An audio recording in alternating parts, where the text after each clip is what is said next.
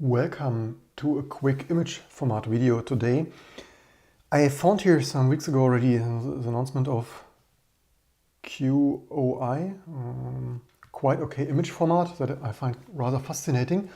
Image formats, of course, usually like PNG or PNG or GIF or GIF or JPEG, and previous video JPEG XL, for example.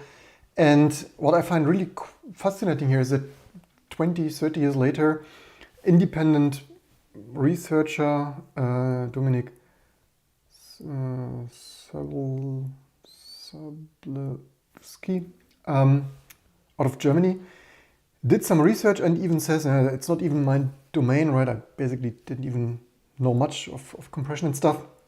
And yet he came over some weeks or so, weeks or months of refinement maybe, basically of probably not that much effort in terms of PNG, PNG and JPEG, to a lossless compressed RGBA format, similar to PNG, similar to PNG, but 20 to 50 times speed up and compressing 3 to 4 times.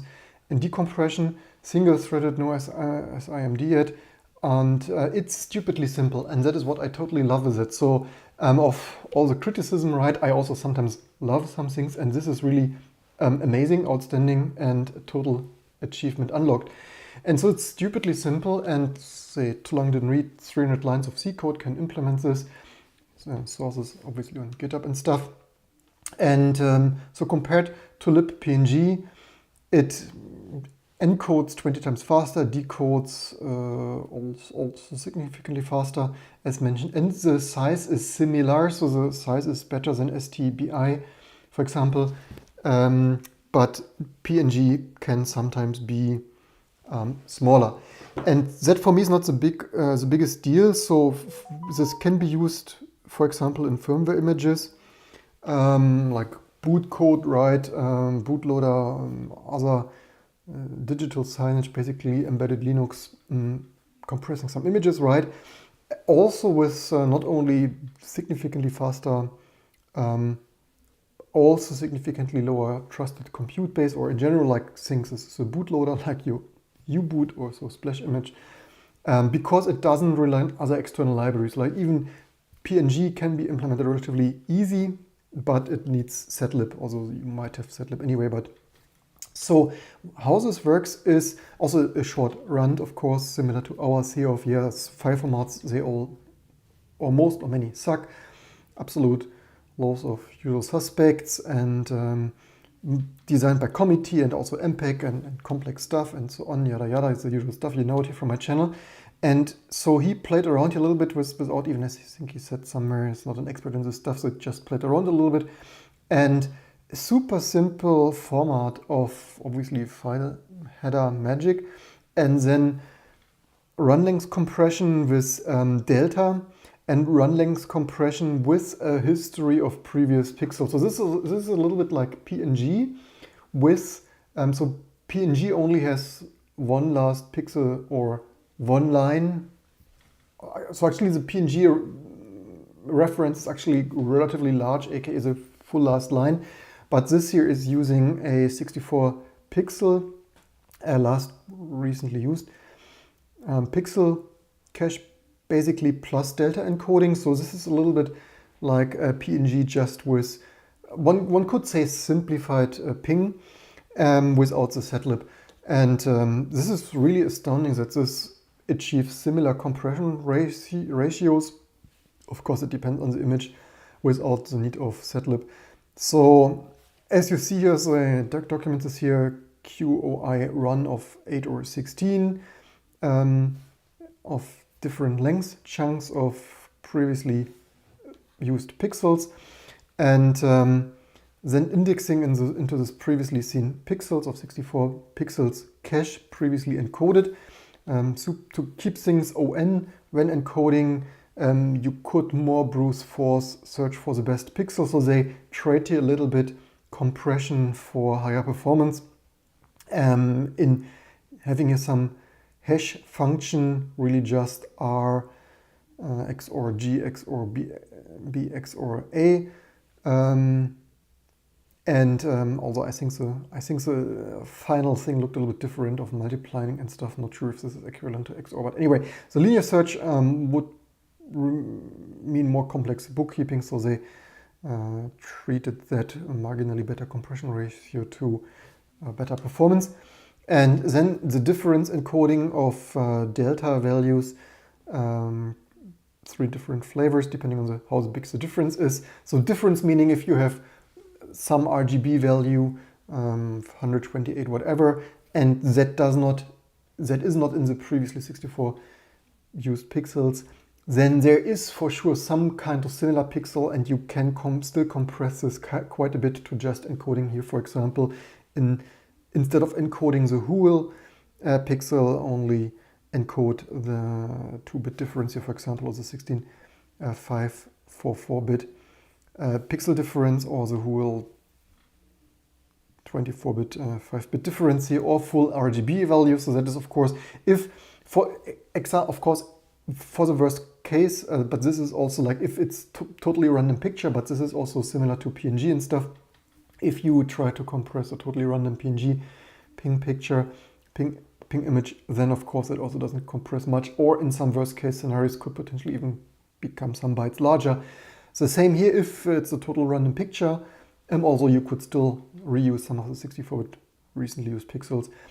Of course, encoding everything as full RGBA values makes the file larger, no surprise there, because of the tech overhead. So that is basically, but again, you don't usually compress random data, right?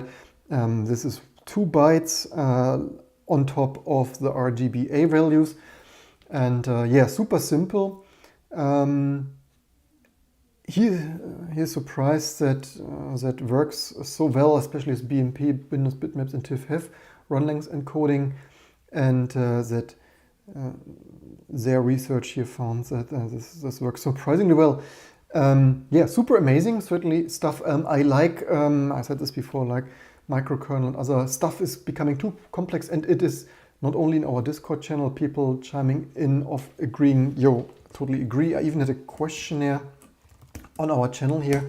You can still vote on this, because I'm seriously interested how amazed you are with the state of information technology.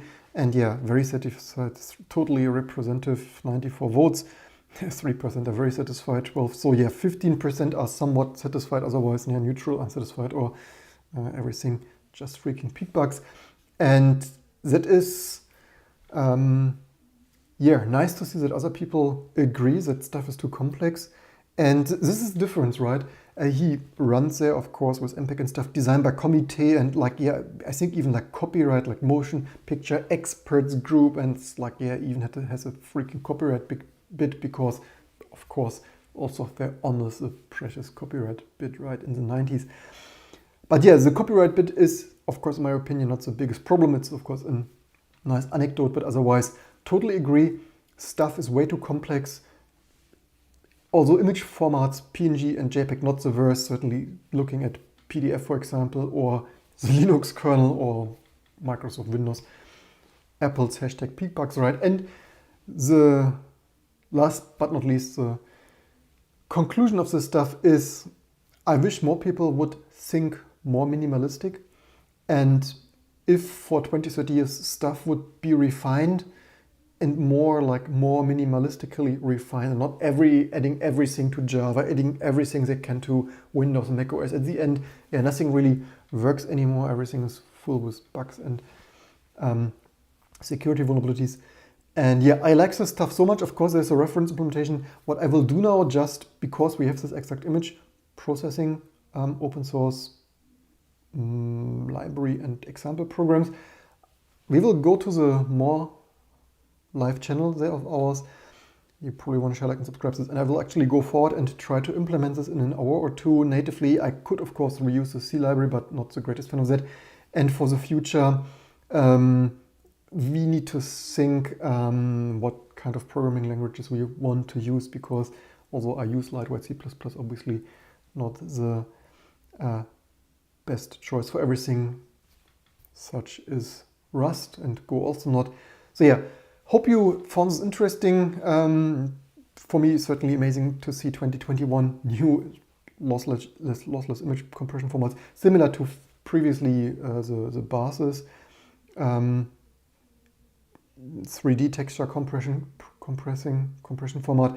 And yeah, this is truly amazing that after so many experts groups and decades that individual people in small groups of 1, 2, 3 or 5 or so come up with novel, innovative, truly simple ideas. All right, I also wanted to show. So the spec for the stuff fits on one page, right? So this is a file format specification. And of course, more complex stuff like PDF, you can't fit into one page, but this is a truly amazing standard. Basically, I wish like TLS, HTTP, other crypto stuff, okay, not everything can fit on one page, but maybe 2 or 4, or like make standards a maximum of, I don't know, a dozen pages or so. But yeah, I love this stuff. Hope you learned something, and to see you on the live channel. Otherwise, see you next time.